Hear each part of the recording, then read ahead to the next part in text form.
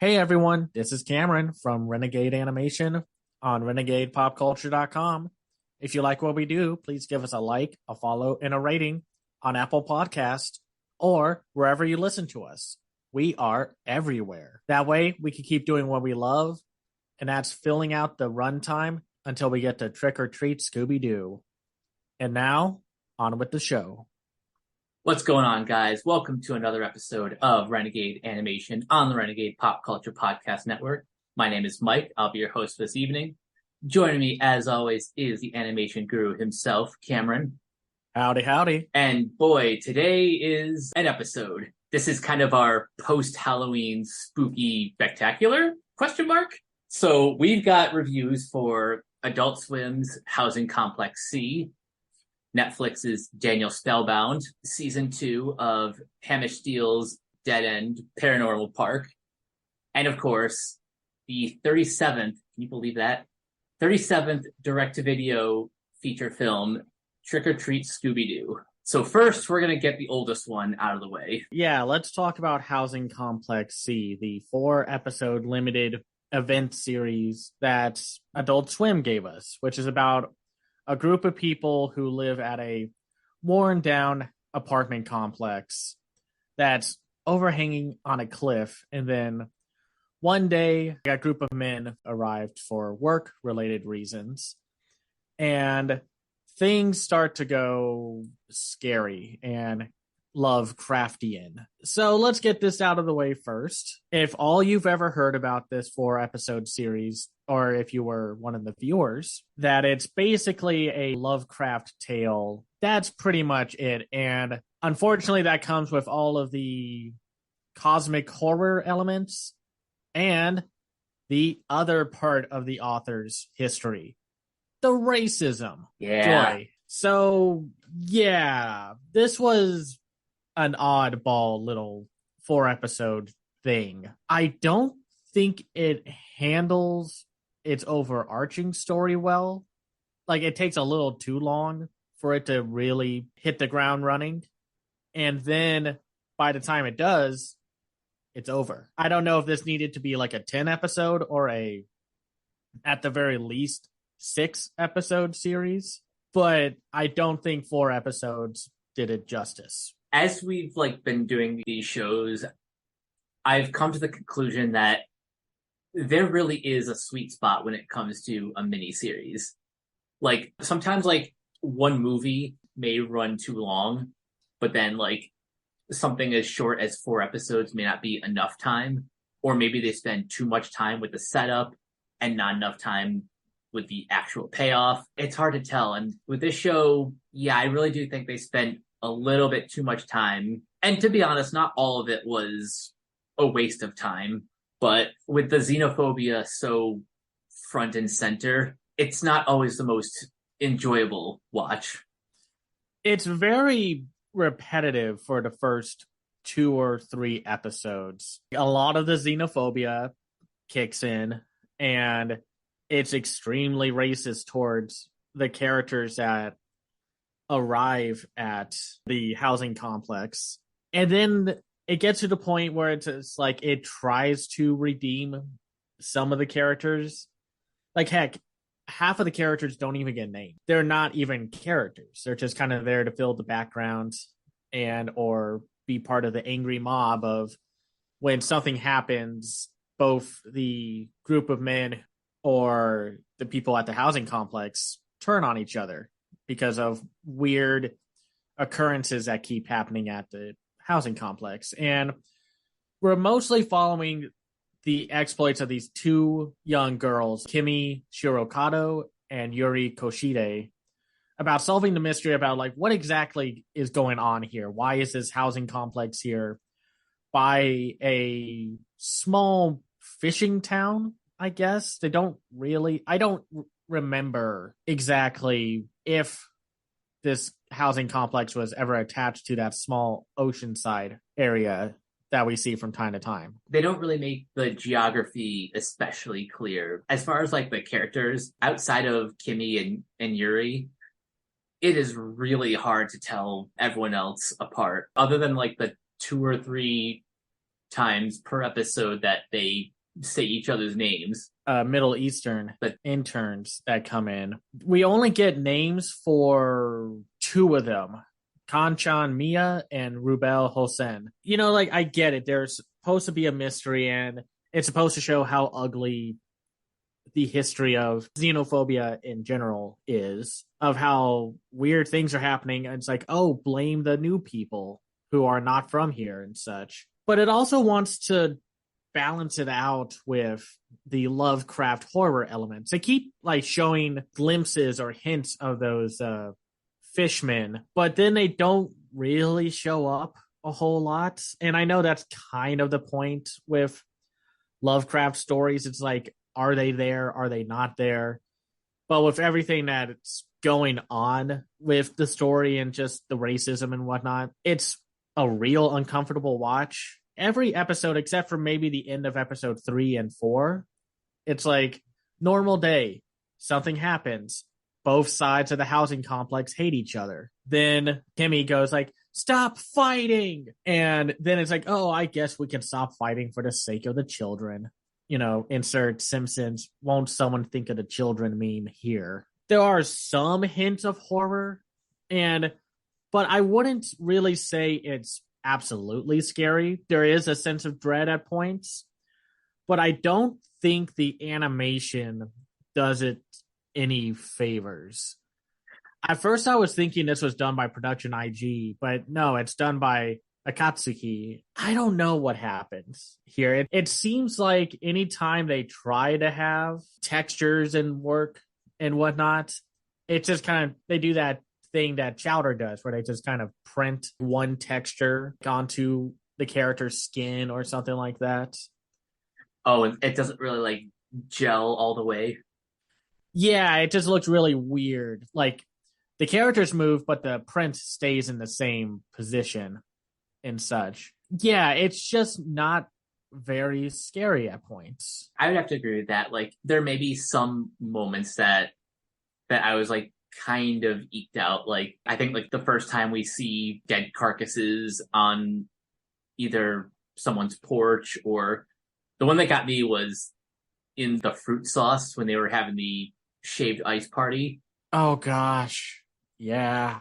Like that genuinely kind of freaked me out, but it never really maintained that consistent dread throughout the series. It was more just like some moments here and there. That's a problem when it seems like there's very little constant growth, because the only other character who's proactive in the plot is the teacher.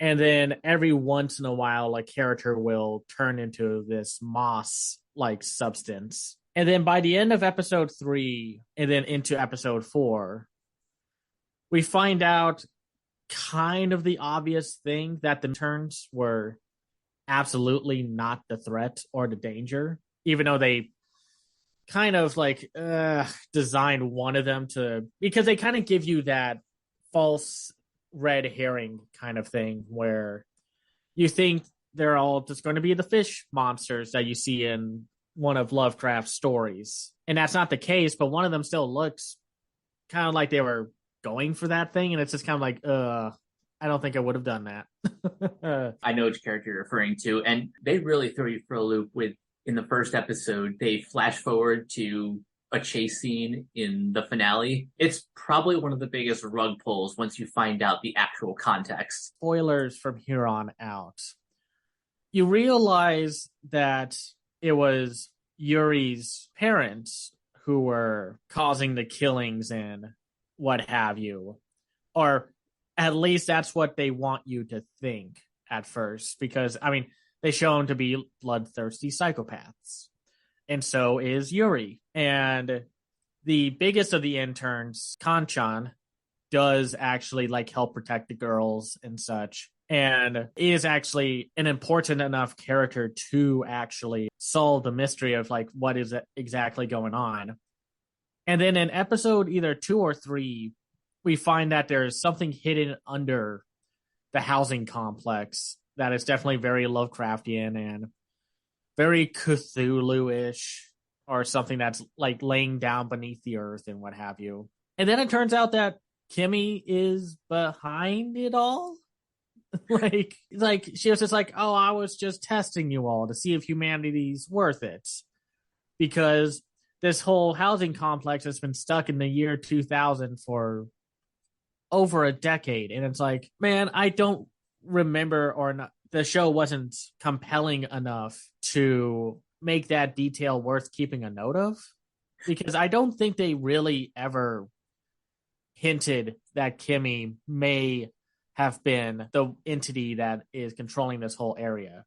Outside of that one twist of like, you don't see her mom, but she's always talking to someone. Yeah, I was gonna say you always see her like saying, "I gotta go, bye, mommy," and you never see who she's talking to until the very end. But outside of that, and maybe one other reference to the year 2000, the twist really does kind of come out of nowhere. I mean, I know Lovecraft and his work is all about the fear of the unknown with all the problematic implications that it comes with. Like being afraid of something that you cannot possibly explain to a human being, or humans cannot comprehend the horror that is in front of them. But you still have to set it all up. I think it's called Dagon or something.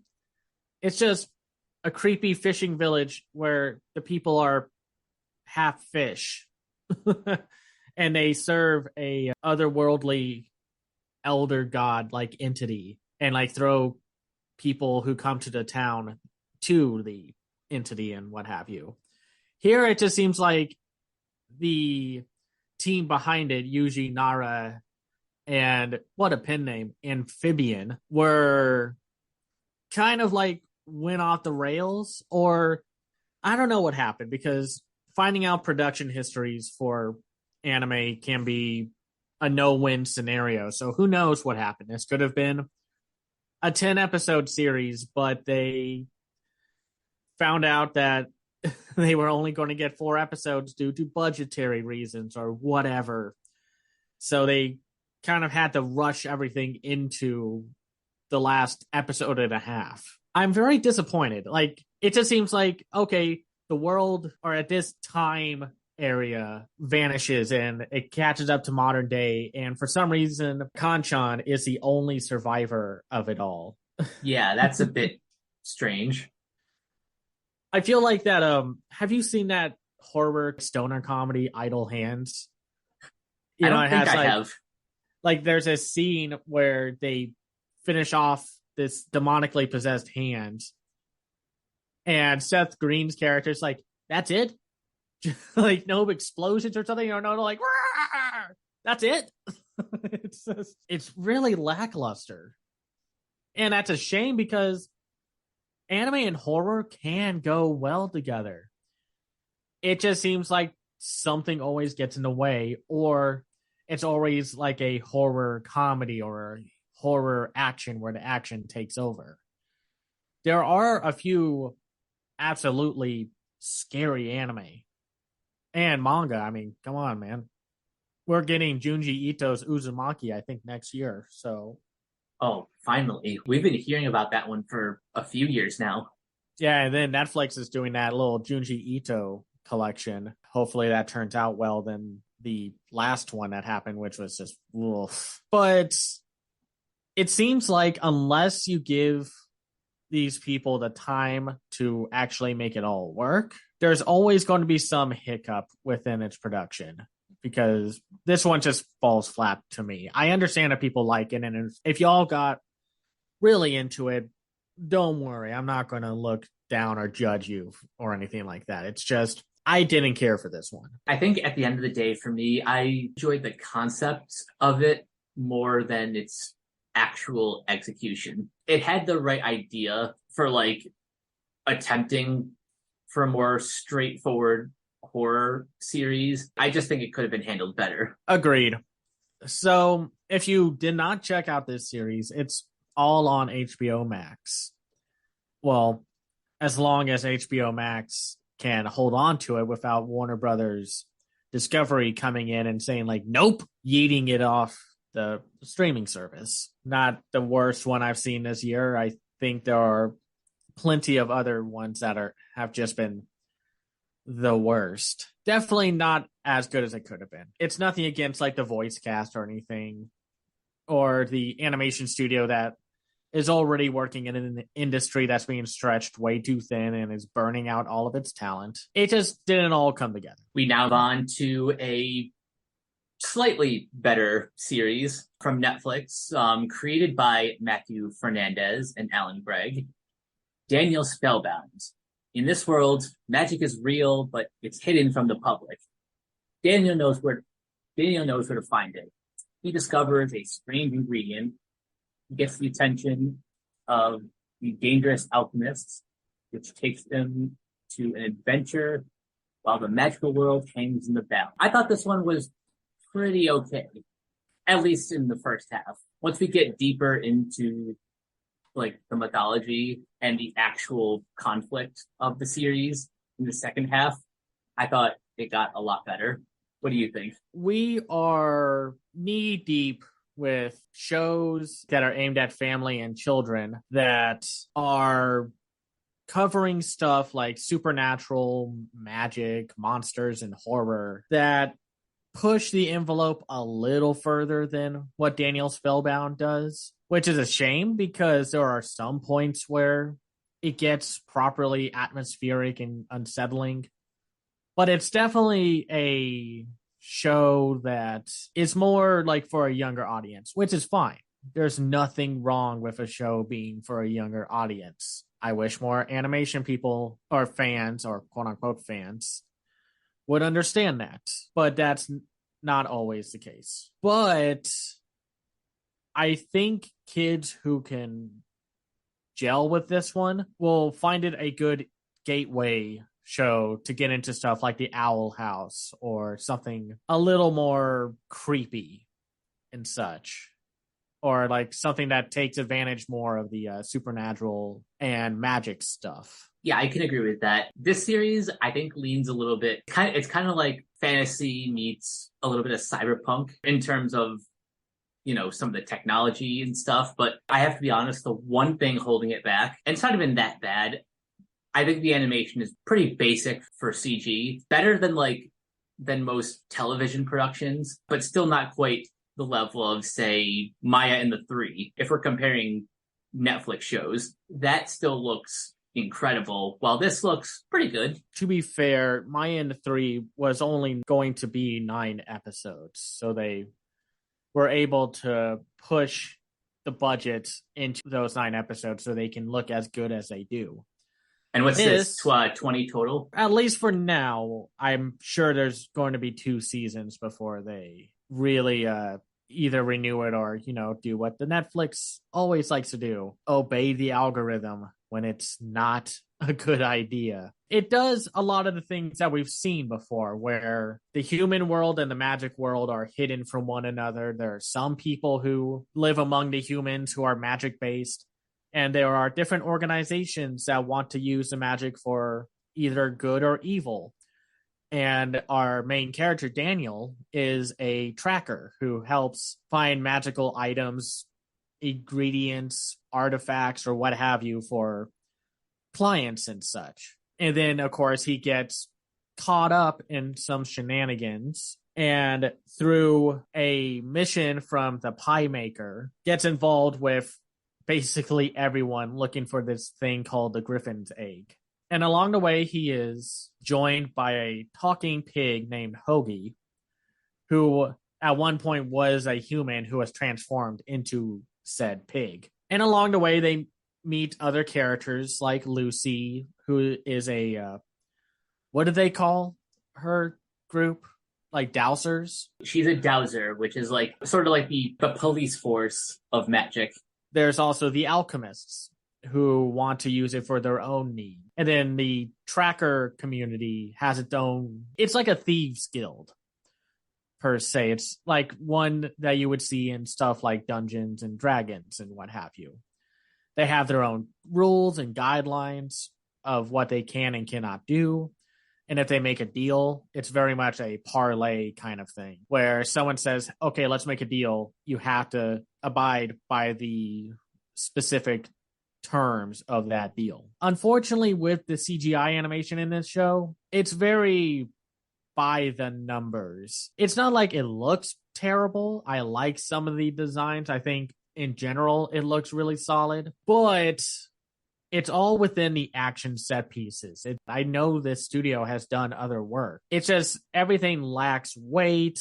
The action is not really all that thrilling when it says standing around and pointing a wand or something at one or the other. And that's a problem when stuff like the He-Man CGI series has come out and shown that you can have dynamic action within CGI for a TV show and what have you. It's just very lackluster compared to what else we are getting these days. When that happens, it's like, well, I hope the story is good enough.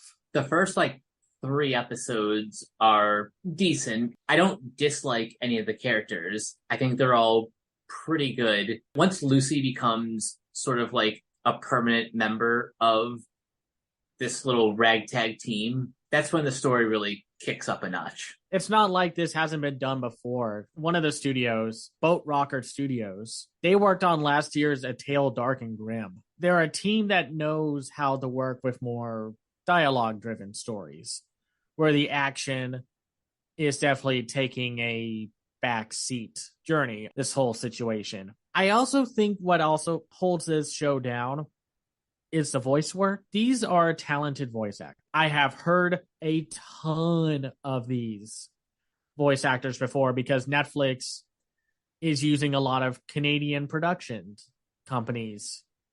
And that means dubbing and voice work are done by Canadian voice acting groups. For example, the one who plays Hoagie is Devin Mack, who is going to be the new Sonic the Hedgehog voice for Sonic Prime. And a lot of these are very well known, or at the very least, familiar faces for Canadian voice act. It's kind of like in the voice acting game in general, you know everyone. With this show, some of the voice acting felt flat, especially with that one more muscular character that we encounter. Oh, you mean Burden? Yeah. And then when we get to see the Dark Sage or Mage or whatever, the leader of the alchemists, they felt very like one note in their voice delivery. Like there was no like liveliness. And I don't know if what was going on or when they recorded these lines, something was off. Yeah, I'm not going to pretend like any of these gave fantastic vocal performances. If anything, it is more the writing that kind of elevated the material more so than any one actor's performance. Though I have to say, Devin Mack probably had the most fun playing Hoagie. You'll see him among like a lot of the Netflix animation stuff recently. Like he's in the Transformers GoBot stuff. He's also in Angry Birds Summer Madness, where he voices Chuck. And if you've played any of the Lego stuff, like the Lego Avengers stuff, he's Thanos. And yeah, he definitely has the most personality, even though I think some of the writing for his humor doesn't quite work. And that's a shame because I know this show is trying its hardest, and who knows, maybe the second batch of episodes will just be like, wow, that's amazing. It just seems like this show is still trying to find its footing in some regards until the second half, when they start throwing in twists and turns where they do a lot of the things where, oh, we were working for the good guys.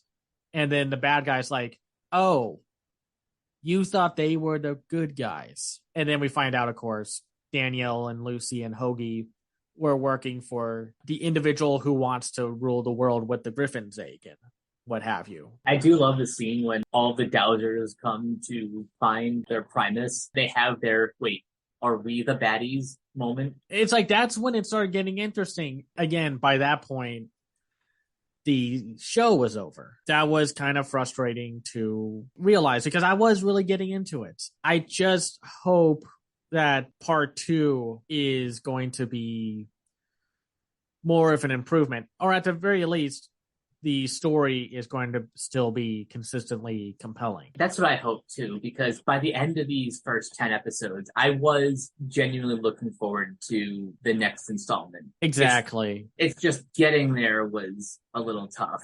A lot of people will tell you, like, hey, a lot of shows need to find their footing, which is absolutely true.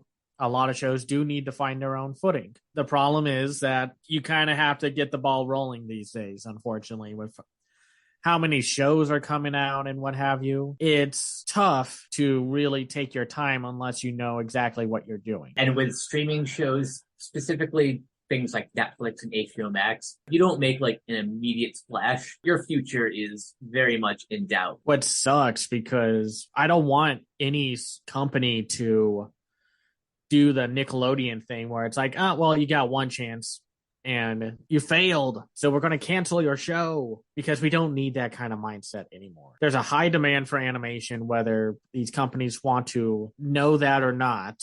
I don't want this show to suffer because, oh, it didn't have the best first season. Not every show can have the best first season. I did like it.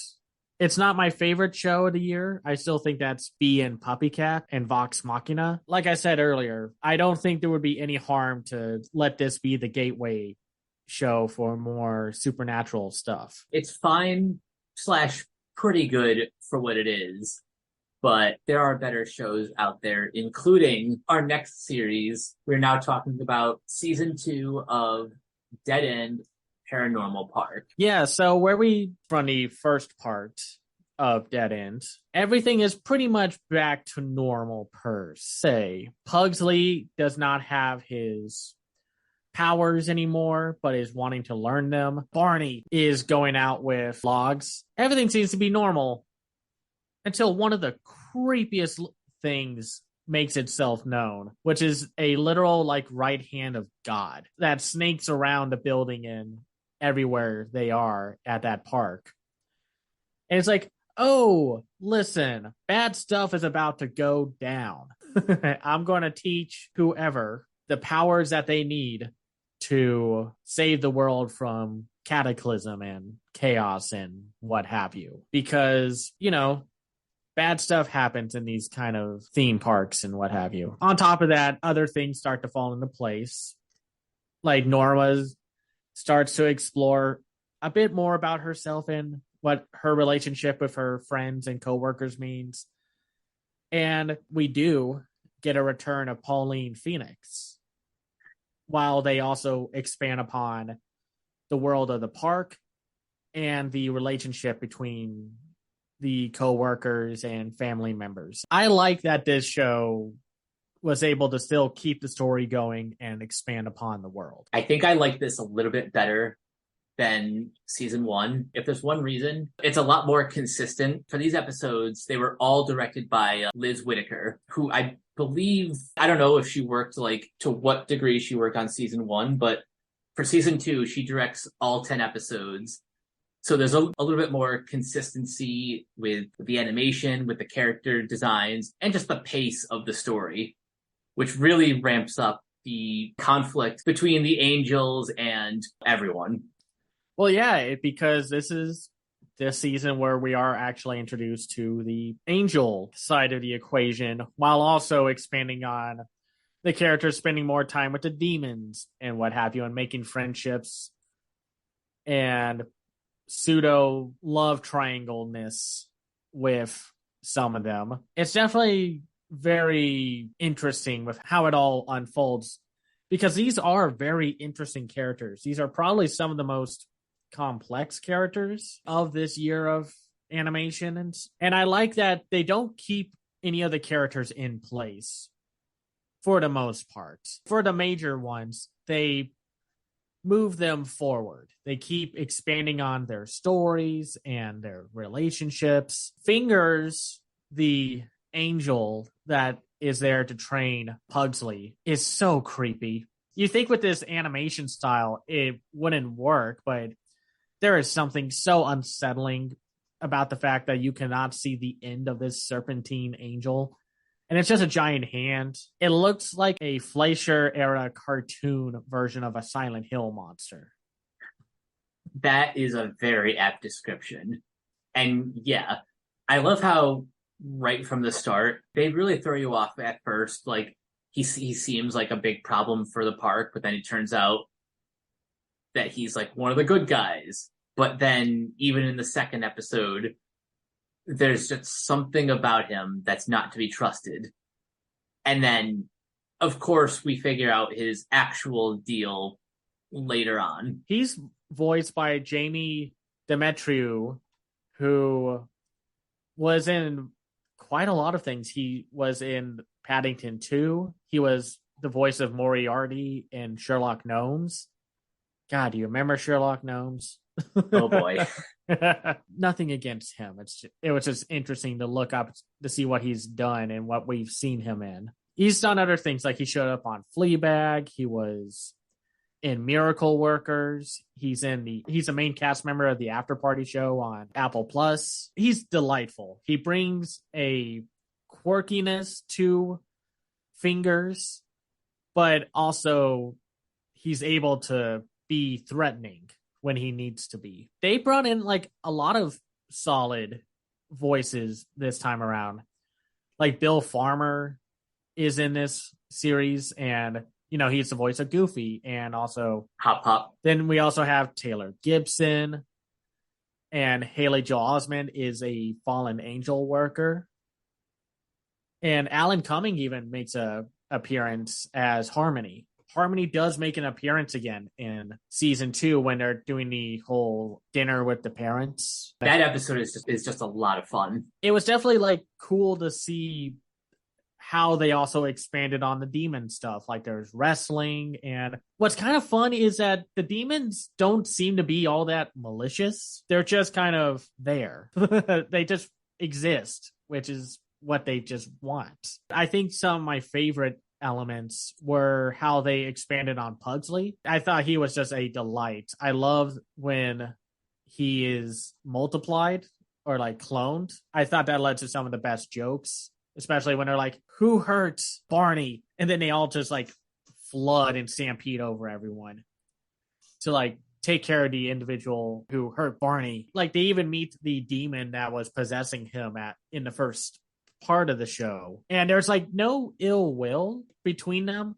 It was just kind of fun to see that. And I mean, it's nothing new when you find out exactly what is up with the angels and what have you, because we've seen that before. The ones who look the holiest and the most virtuous have the most sinister plans for everyone involved. Oh, sure. They really do put a fun new spin on that while still keeping true to a pretty basic subversion. It's just all in the execution that makes this work. I love that we have one episode that focuses on Norma after she quits because she felt like she hurt her friends, cannot work at the dead end park. And then we find out something completely different happened while she was gone. And then we find out exactly what happened. And we learn about the whole system of ghosts for Barney. Then we hit probably the biggest twist of the second season. Courtney finds another demon that looks like her. Then once they go into quote unquote heaven, she finds out that all the demons that look like her that are working as slaves for the angels and whatnot were fallen angels. The horns were part of this circle halo thing. That's a cool design choice. I love that. I know most people, like I know Little Demons, would go for the more like biblical visual look for angels, which is all just, nightmare feel. But this one, I love the whole thing of like they become demons because the horns break. Then we also find out that the Watcher character, this creepy dome-headed character who was pretty much willing to do whatever to get the job done, turned out to be a future Pugsley. And that's significant for a couple of reasons. One, this season deals with a lot of time travel. Also,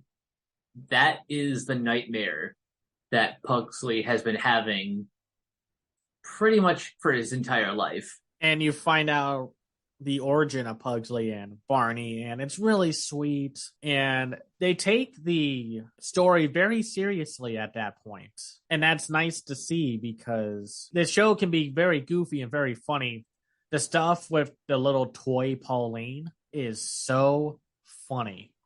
I loved all the little sequences that were at the house, and we had Logs and Norma have to deal with her. It was a delight. I also love how that episode and the one that comes after it, the other side, they pretty much run parallel with each other, which is always kind of fun when shows get to do that. They save the day. Everything gets turned back to normal for the most part.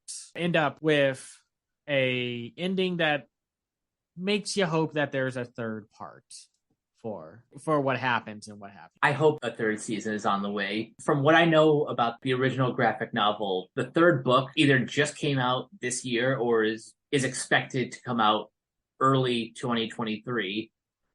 So at best, it might be like a full year till we see more of the series, but I really do hope this story keeps going. Yeah, it's a very fascinating show, and it has a lot of great representation and diverse casting. It looks good. I think this is a very good looking show for what it is. And I think, what was the studio that did this?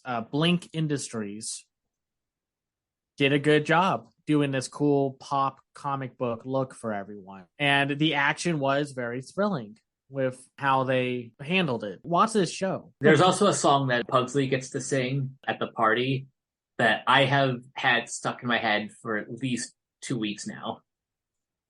Yeah, it's really good. And now, for the moment we've all been waiting for, Trick or Treat Scooby-Doo. Like I said earlier, the 37th direct-to-video Scooby-Doo film. So in this one, Mystery Inc. has cracked the case to top all cases. They track down Coco Diablo, the head of a notorious costume crime syndicate. With Coco and her kitty in prison, Mystery Inc. thinks they can finally enjoy a break. Suddenly, menacing doppelganger ghosts of the Scooby Crew and classic foes show up in Coolsville to threaten Halloween. Now it's up to the meddling kids to unmask the latest scoundrel and save Halloween. So the last time we talked about Scooby-Doo was 2 years ago. Yeah, when Scoob came on premium VOD. Right. And at that point in time, I was very much in that realm of I'm kind of ready for them to either do something new or different, or at the very least, give the keys to the franchise to someone else. Because this was right around the same time when the Return to Zombie Island film came out. And if you talk to any Scooby-Doo fan, I'll tell you that essentially that is the worst film. And luckily, some other films have come out after that, and were definitely better. Like there's Happy Halloween Scooby-Doo, which had Elvira and Bill Nye the Science Guy, along with Batman villain Scarecrow as a red herring to the whole situation, which was also directed by Maxwell Adams. I still find that bizarre. It's the Mad Libs of Scooby-Doo films. And then, of course, there's Scooby-Doo, The Sword and the Scoob, which was fun. Definitely, like, better than Return to Zombie Island. And had some of the more fun Hanna-Barbera, Ruby Spears references and lines. Like how they find out, like, Scoob's ancestors own a piece of property, like very valuable land. And Shaggy says, like, just take it. Do you know how many weird people dress up in costumes to try to get a piece of land? And then with that iteration of Scooby-Doo, they capped it all off with straight out of nowhere, Scooby-Doo meets Courage the Cowardly Dog, which was definitely like, if you're going to stop with this version of Scooby-Doo, this is how you do it. Because when you were a kid in the 60s and 70s, you had Scooby-Doo. When you were a kid in the early 90s, you had Goosebumps. If you were a kid in the late 90s, early 2000s, you had Courage the Cowardly Dog as your gateway point to horror. And combining the two was actually not that distracting. I mean, it still clashed with the Scooby-Doo designs with Courage the Cowardly Dog, because, Courage had that stylish look to everything. But they still had a lot of great lines, some good performances. The last performance for Muriel's voice actor, and she was just the heart and soul of that whole movie. I love when they're getting chased. And Friday's like, there's a scary red-eyed monster chasing after us. And Muriel is like, call him Eustace, dear. She was so good. Like, Courage the Cowardly Dog was such a good show. Like with every 10 or so years, they reboot the franchise with a new visual look and a new vibe, per se. Because, we had Scooby-Doo on Zombie Island, which brought them to modern day and actually put them in a horrible, horrifying situation with real monsters, which unfortunately they have never been able to really do again, which is a shame. But then in 2010 with Scooby-Doo Abracadabra Doo, they went from the 2000s era of Scooby-Doo, where it was, like What's New Scooby-Doo, and that visual look and identity, to something that really did try to go back to Scooby-Doo on Zombie Island before. It was like a short-lived revival in some regards of how they set everything up. They definitely had the more interesting movies, per se, like Scooby-Doo and the Blue Falcon, or Scooby-Doo Legend of the Phantosaur, which actually explored a aspect and story arc of Shaggy having crippling anxiety and being scared, and that being a major plot point. But then there's just, it kind of fell off on the wayside of creativity, and then they went to doing stuff like Scooby-Doo and the Curse of the 13th Ghost that tried to wrap up the 13 Ghosts of Scooby-Doo, and that just kind of ruined and kind of stepped on the legacy of that show, which really wasn't cool. And then Scooby-Doo Return to Zombie Island, which I don't know if they were trying to make fun of Zombie Island, but it really did kind of seem like, oh yeah, that movie sucks. This movie's great. And it's like, no, it's not. So now when we get to 2022, we have Snipple Animation handling the visual look and, well, everything. They're handling the animation for this one. And if you've seen their work before, they've worked on stuff like Jellystone, Green Eggs and Ham, The Proud Family, Louder and Prouder, Big Hero 6, the series, Teen Titans Go, Animaniacs, the new stuff, Rick and Morty, and DuckTales.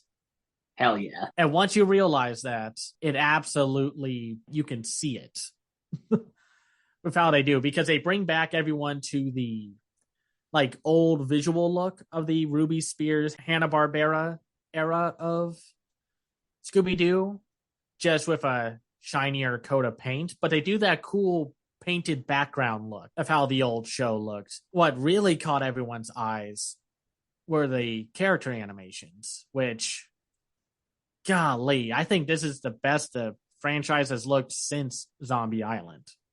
Oh yeah. I don't know if you watched any episodes of Scooby-Doo and Guess Who, but I imagine Snipple worked on that too.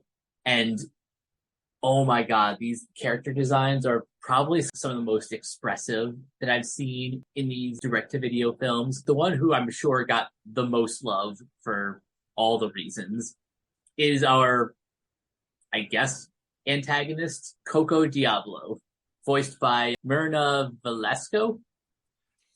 Yeah, so the reason for why this all looked really, really good was not only that they had this great studio, but they also had legendary animator Dan Haskett as part of the team. If you've seen any show, any Disney movie from, or just any Disney thing from the 90s, it's pretty much like he had a hand in it. He's a prolific character designer, And you can tell he works on Coco Diablo because he has a very distinct way of his characters being animated. She has so much life to her. And there's just so much bounciness and appeal to the animation that it's kind of absurd. It's like, wait a minute, y'all could do this? The problem with the previous Scooby-Doo shorts, like specials and what have you, was the fact that they really couldn't do much with the visual looks of the characters. They had a very set in stone look. But here, it's like, wait a minute, this is a freaking cartoon. Let's be cartoony with the character designs and how characters emote and what have you. Like, everyone's probably seen the clips on Twitter, especially like when Velma is gushing over Coco and saying like she has some great observations, and then Coco's like, the cute one is right. And then you see Velma probably being the most likable she's been in a while, because after a little bit from the last few films, she kind of got stuck as the buzzkill, and that was not fun, and that's not fair to her as a character, I think. This is the most that I've liked Velma in like a hot minute. Yeah. They've actually like moved away from stereotyping some of the characters or like pigeonholing them. Fred is a delight in this movie. He is hilarious. He's not the straight man anymore. He's kind of like the aloof head of the gang. I want to see a few screenshots of Fred's face because he has some primo meme worthy reaction shots. Oh yeah. Fred characterization over the past decade has been rather interesting. I like how the writers are really starting to like give more dimensions to these characters. Like even Daphne throughout this is really like lampshading her role in the group. Like everyone has their function. Fred is like typically the leader. Velma is the genius. The smart one, yeah. Shaggy and Scooby are the decoys. They honestly do all the dirty work. Exactly. And then Daphne, what did Daphne do? You know, she did the it's on the tip of my tongue, you know. And I mean, that's interesting because the previous incarnations have done a lot to try to push her away from being the damsel in distress or the useless one who's there just to look attractive for the male audience. I mean, of course, a lot of that is because Grey Griffin is an amazing voice actor who gives her so much life, which is why you don't replace the Scooby-Doo voice actors, Warner Brothers. I love that everyone had a function in this movie. I loved Shaggy and Scooby trying to weasel their way into finishing up the mystery before Halloween happens. I love Fred having like a midlife crisis of like, man, maybe we shouldn't have arrested Coco because we don't have any interesting cases anymore. And how hellbent he is on just like, come on, we could do this so we could get mysteries and stuff. Like he's like a guy going through a withdrawal, spooky mystery withdrawal. Coco is great. I love her personality. She is delightful. She has a fantastic design. Her animation, like, golly. Just renting this film alone to watch how her movements are so fluid. A lot of the times with the previous films, the characters just stand still. They don't emote very well. They don't move a lot. But Coco is always moving. She's doing poses. She's like adjusting her like standing position. She's got a different reaction and she's always doing something with her hands. She's great. I love her origin as the person who kept making all these monster costumes for people and whatnot.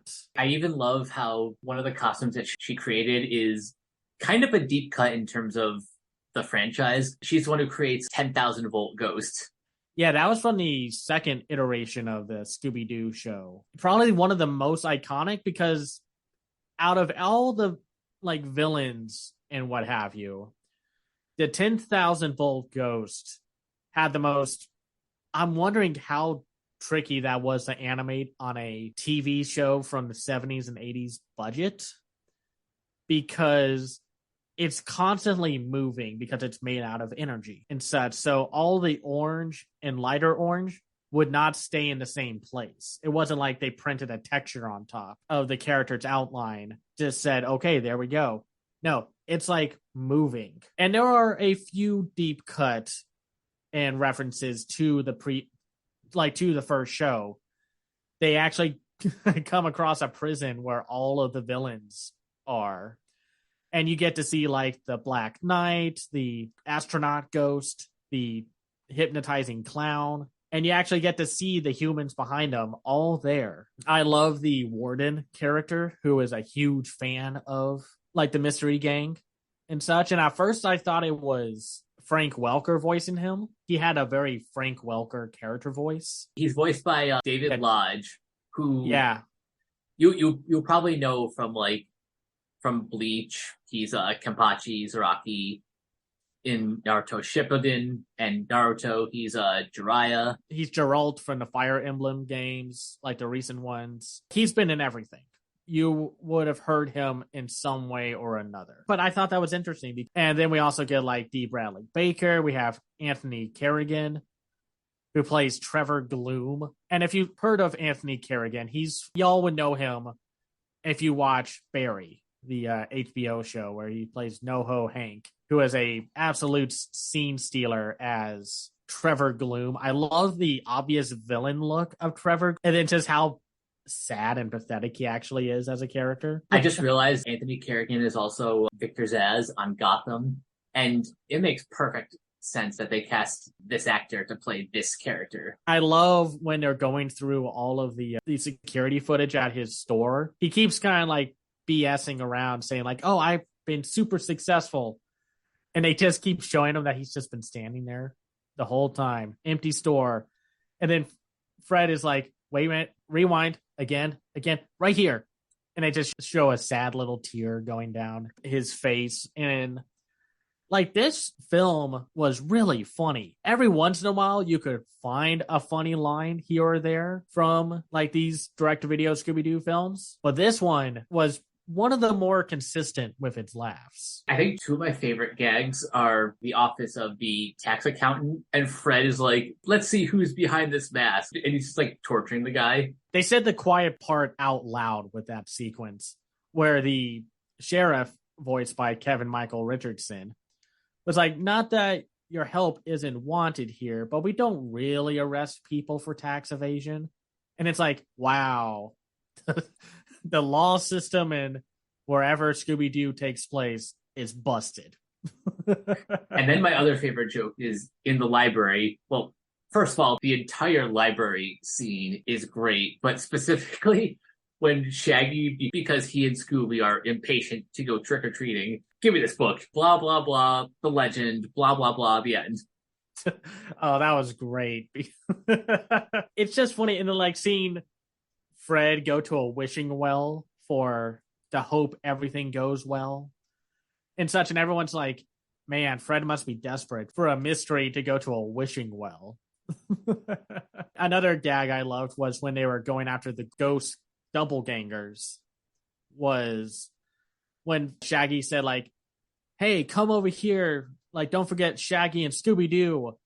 And then Scooby-Doo's like, yeah, they named the entire franchise after me. Like, they break the fourth wall a couple of times. Like, when they accidentally release all the criminals near the end, Daphne's was like, I think oops is the wrong word for this mistake. And Warden Collins is like, I know, but it's a family film. I love when all of the criminals from Mystery Inc. past are going around taking all the candy. And then that one guy who was like the first villain from the original Scooby-Doo, who was the Black Knight, was giving the kids like the long-winded bank investment lunch that you're like invited to all the time and such. Oh, yeah. Or to talk about investments and such. And the kids is like, what does all this mean? And then he's just like, I'm stealing the candy. This one has the most energy that the franchise has had in forever. And it also is the first film to canonically confirm that Velma is queer. It's been kind of a recurring fan theory for the longest time, and some filmmakers have tried to incorporate elements of it. Like, I'm pretty sure the creator of Mystery Incorporated said, we couldn't ever show it, but to us, it is confirmed that Velma's a lesbian. This is the first time where it's like, oh no, it's blatantly obvious. And I know that sent the internet explosion to just like, oh my gosh, they finally did it. Because it was always kind of hinted at. And if you watched very closely to some of those Scooby-Doo films from 2010 to 2021, there were moments where it's like, I can't tell if that's an animation error or there was a reason why Velma is wearing the nightgown that Daphne had on and vice versa. And it's like, okay, I see you, movie. I see what you are trying to say. The franchise has played and experimented around with the relationship and romance dynamics and such, because it used to be just like Velma was single, Shaggy had Scooby-Doo, just, friendship stuff. And it was like Daphne and Fred, because that's how things were back then when they were making shows like this. But then, like with Mystery Incorporated, I think they played around with Fred being asexual, where he just wasn't really interested in romance and such, or did not connect to Daphne on a romantic, emotional level. Then they tried to give like Shaggy like a crush and whatnot, and during Abracadabra Do, but then that just goes nowhere. So it's just kind of cool where it's like, okay, we're going to do it now. There's no way they're going to stop us. And it just makes for a much more interesting movie, even though it's a very straightforward story. You know what's going to happen. You know what the moral is. But at the same time, I was having so much fun watching this film again. I was like, man, it's a direct-to-video film. They weren't going to give the amount of time that they wanted to really dive into stuff. So as it stands, and just compared to everything else that has come out, this is just the best one in like forever. I think that's pretty accurate. I don't know if it's fair to directly compare this to Zombie Island, because so far nothing has been able to top that, but I'd say it's like at least in the top 5. It's top 3. It's Zombie Island, Abracadabra Do, and Trick or Treat. I wish the title was a little more interesting. But I will say I did like the idea of the ghosts, like the copycat ghosts of the supposed ancestors of Mystery Incorporated that were known as Misery Inc. And I love all the little Easter eggs to the original opening of Scooby-Doo, like when they go into the supermarket and such. That was a great sequence, and I love the minor key version of the theme song. Yeah, and just how depressing it is, where it's like, no new mysteries for Scooby-Doo. I guess we'll see what happens. Or something like that. And all the little Easter eggs of like not only the villains, but you'll see the costumes of some of the previous monsters. The little cat Esteban is dressed up as the Minor 49er. I got a huge kick out of that sequence where that one guy is like, give me all your candy. He's like, oh, it's a kitty cat. And then his face swells up and he's like, oh, right. I'm allergic to cats. Like, I hope this is the same energy that they have throughout the rest of these new movies. And if that means they need to like skip a year or so to make it happen, I hope that they do, or they keep with this fun energy. What I think was missing from Scooby-Doo and Guess Who for the first season.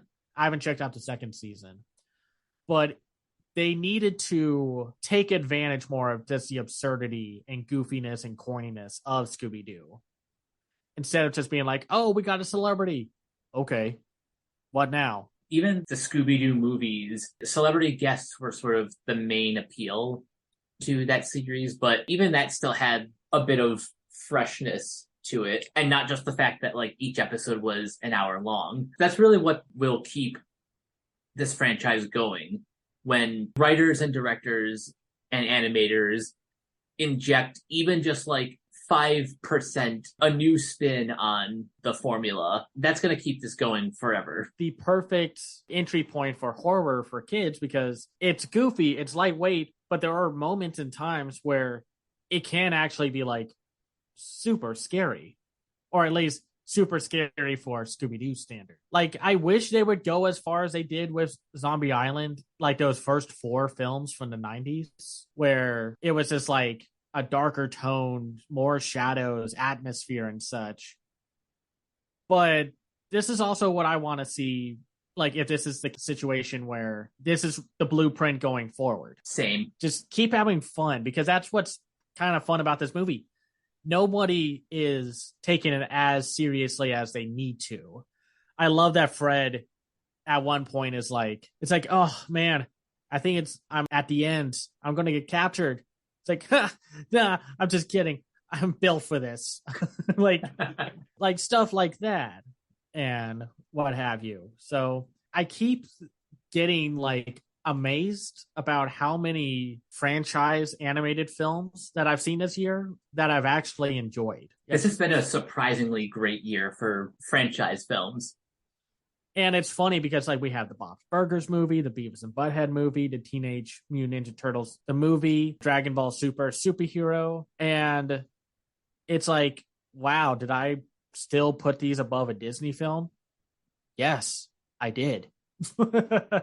A little bummed it's only on DVD. I was hoping for a Blu-ray with a bunch of special features to talk about. I would love to see like a small behind the scenes thing of just how they approach the animation and such. More special features should be like the standard for home video. Otherwise, what real point is there to collecting if you're not going to put the added value to it?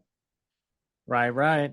A really good movie for what it is, and one that I think everyone should check out, more so than like any other Scooby-Doo movie from the past 10 years. For my recommendation this week, we will go into this in greater detail later, but I have to say just a few words about the season 3 premiere for The Owl House. This was the first of 3 44-minute specials. This one's titled Thanks to Them. Not to spoil anything for those who still haven't caught up. It's great. It's wonderful. I'm very happy that Dana Terrace and the team got to really finish the story, albeit in less time than they originally planned, but they got to end things on their own terms. And I'm just really looking forward to where they go in the next 2. I'm catching up on Owl House right now, and I'm very much enjoying where the second half of season 2 is going and how they're expanding upon everything that's been laid out by the first 10 episodes or 11 episodes. For my recommendation, it was tough because I could recommend Little Demon again because I just finished it up, like the 10 episodes, and we were going to talk about it for this episode, but time got the best of us. So we'll talk about it when the new season or second part of Inside Job drops, just to do another little mini on the state of adult animation. So I'll save my thoughts there, but do watch it. It's a really good show. So I'm going to recommend a film that I saw at Animation is Film, which was fantastic, a great experience. Seeing Wendell and Wild on the big screen again, just fantastic.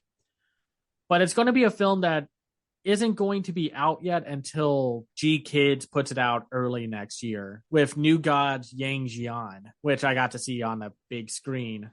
And I didn't quite know I wanted a Chinese action fantasy epic mixed with Cowboy Bebop. Interesting mix. It works out so well. And Yang Jian is a great protagonist. I love his design. I love his demeanor. His crew is great, even though they do that thing where they kick him out of the movie for the last third. But the action, like this is the same studio that did White Snake and New Gods Neza Reborn. So is this a direct sequel, or is it like kind of in the same universe but telling a new story? It's pretty much like how you can watch Iron Man and then watch Thor. It takes place within the same universe without connecting much. Gotcha. They do have a post-credit scene where you do see Neza and the Monkey King from Neza Reborn, but it's pretty much on its own unless you don't know about the mystical powers and such, where they make those big spiritual versions of their entities and their superpowers. Yang Jian moves very much akin to like a young Jackie Chan, where he's kind of aloof, and then he's like, man, I didn't want to get into this fight. And then he gets into a fight, and he's mostly trying to avoid actually hurting the people that he's encountering. But it's like, hey, they threw the first punch, not me.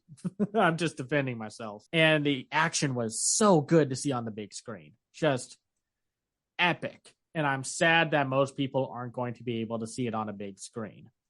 So I hope G Kids is willing to put this out in a wider release than they normally would for other films, because I'm hoping they bring over other things, because I don't quite know how well Unicorn Wars will do. That's a lot of movie to unpack. And I hope they bring over stuff that I saw at the festival, like Little Nicholas and Tatina, which were just great movies. My recommendation and something to look forward to is New Gods Yang Jian. And I am definitely looking forward to that, especially considering how much I love Neza Reborn. Right on. That wraps up this episode. Before we head out of here, Cameron, where can everyone find you online? You can find me on Twitter at Cam's Eye View. I run my own website called camseyeview.biz, where I review animated films and shows from around the world called The Other Side of Animation.